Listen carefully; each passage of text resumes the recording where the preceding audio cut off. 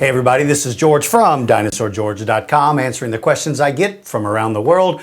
I apologize to you once again for not being able to do a lot of these. I have been on the road quite a bit and I'm sorry, but it has just been tough to be able to do these. So I'll try to answer as many as I can today. All right, let's go. AJ from Sudbury, Canada. Hey DG, by the way, you're the best paleontologist. Well, it's very kind of you. Thank you very much.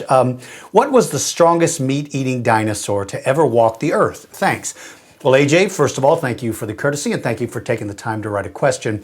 When we're considering who is the strongest, strength is generally associated with who is the biggest because it takes more strength to move more mass. And when we're looking at mass, that would probably be Spinosaurus. He appears to be much bigger as far as length and height than Tyrannosaurus Rex. And its weight, therefore, is probably heavier. So in my opinion, Spinosaurus would be the strongest. Now, let me quantify that by saying that the strength to move is one thing. Power and musculature to attack is something totally different. In my opinion, a dinosaur like Tyrannosaurus Rex could be considered the strongest because he's very massive. He's got much more dense bones. He appears to have a much stronger musculature and therefore it would require more strength because he's attacking and killing prey larger than what Spinosaurus appears to eat. So this is kind of a tough question, AJ, because we don't know if you're talking about who's the strongest as far as who's got the most muscle mass or who's the strongest in that who has to carry the greatest weight. So my answer would be Spinosaurus would be probably the strongest, but Tyrannosaurus Rex would probably be stronger in a fight. I hope that makes sense because it doesn't make any sense to me, and I just said it. All right, Michael from Thunder Bay, Ontario, Canada. Another person from Canada, cool. Hey, Dinosaur George, I have another question. I was just wondering how you're doing. Well, first of all, Michael, I'm doing quite well. It's very courteous of you to ask, and thank you, buddy. He said he wants to ask a question about his favorite dinosaur, Acrocanthosaurus. That is one wickedly cool dinosaur. Did Acrocanthosaurus have a spine like Spinosaurus, or did it have a muscle ridge like that of an American bison? Well, Michael, he kind of has neither. He does have a raised ridge that runs from about the back of his neck to about the hips. But that ridge is not like it is on a bison. Bison, that ridge is more confined to the shoulders and it gives it that big hump on the back. And that big hump on the back is sort of where musculature anchors to give it a little more strength. Acrocanthosaurus isn't like that. This ridge on his back doesn't appear to serve much purpose other than making him look larger or perhaps making him more identifiable to other members of his own family. So that ridge is not like Spinosaurus. Spinosaurus's sail, I think, served a purpose of maybe body temperature regulation. But on Acrocanthosaurus, that ridge isn't really high enough, in my opinion, to serve that purpose. I believe it only acted as a way maybe it was capable of helping him lose excess body heat. That it may have served more than one purpose, but to the best of my knowledge, it probably made him look bigger and it may have been something more decorative that would have allowed other members of the family to identify who it was. All right, Jack from Wolverhampton, United Kingdom. Why did Cryolophosaurus have that strange thing on top of his head? Did it use it for mating? I hope you have a great day and thanks for answering my question. Well, Jack, thank you for taking the time to write to me and I'm glad that yours was one of the ones chosen.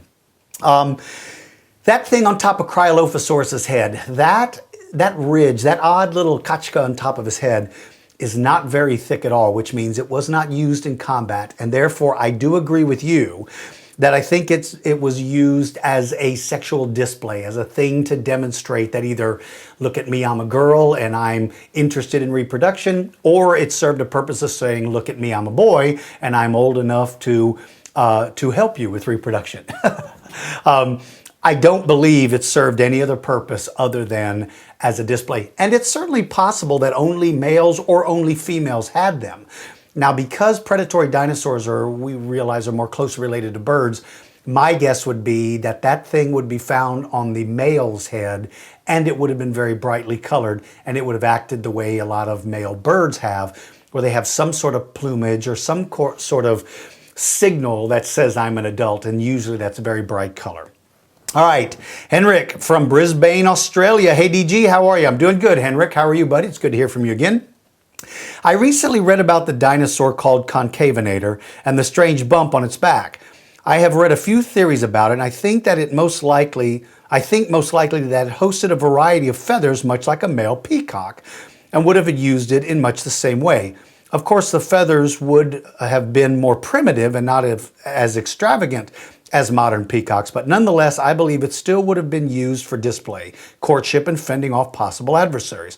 What do you think? Thanks for answering my questions. All the best, Henrik. Well, Henrik, thank you very much. Yeah, you know, that is an odd thing on the back of that dinosaur. It's located kind of near the hips, I think. I'm almost certain it is. And I agree with you that it probably was used for courtship. It does not appear to have any other function, so more than likely, because of the placement, I think, in my best guess, it probably was used for courtship. As for being covered in feathers, well, it looks more and more like predatory dinosaurs probably had some sort of plumage. And I agree with you as well that it would not have been as extravagant, using your word, as peacock feathers, but I do think they certainly would have been feathers that would have been brightly colored to have been useful. Color is very important in the animal kingdom. And so there's no reason to believe that dinosaurs wouldn't have used the same bright colors the way animals today use them. The idea that dinosaurs come in two colors, olive, drab, or gray, all the toys when I was a kid, those were the only colors you got.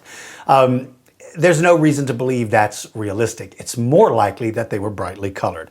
All right, finally, we get to Jørgen. And Jørgen, I've been answering questions for you for the longest time, and I've always pronounced your name inaccurately. And you have finally sent me the proper pronunciation. So I am so glad to hear that. And again, I'm hoping I'm pronouncing this correctly. But Jørgen, it is so very good to now know how to pronounce your name. Jørgen is from Bergen, Norway. He says, hey DG, it's Jørgen from Bergen, Norway. Hope you're doing fine. I am, and it's so good to hear from you, buddy.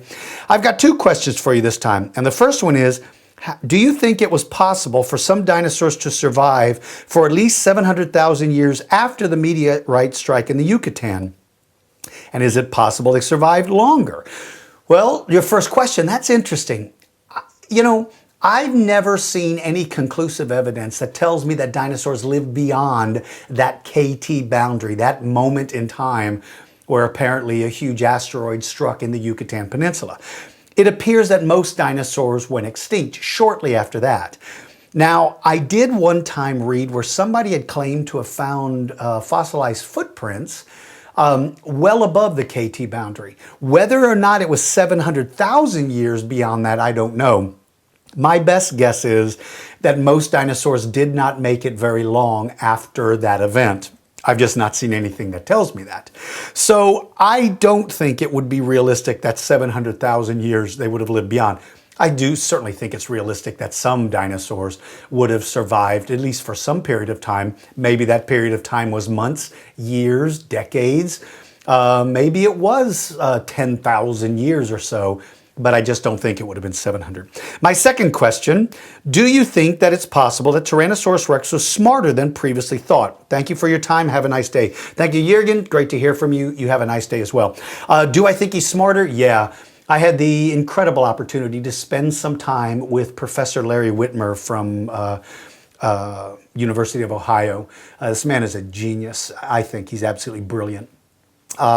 He's done a lot of work CAT scanning the skull cases, the brain cases of Tyrannosaurus, and he's gotten a three-dimensional look at the brain of a Tyrannosaurus Rex.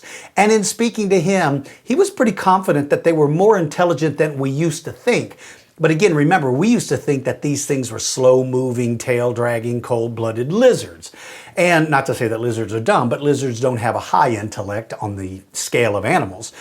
But his findings were that they were much more advanced than that.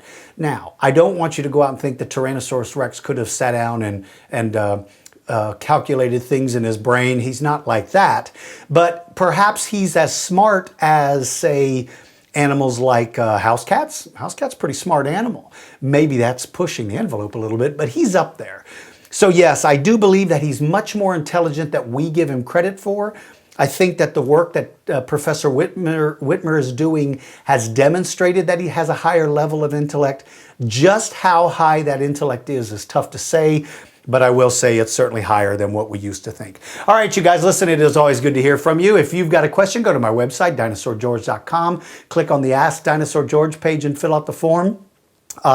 We do our best to answer as many as we can, but it's impossible to answer them all. So till next time, take care, everybody. Take care of the people around you. And for you young people, always practice your reading, because reading is incredibly important. And for everybody, good manners makes the world a much better place. I appreciate your good manners. Use them with everybody you come in contact with. I'll see you soon. Take care.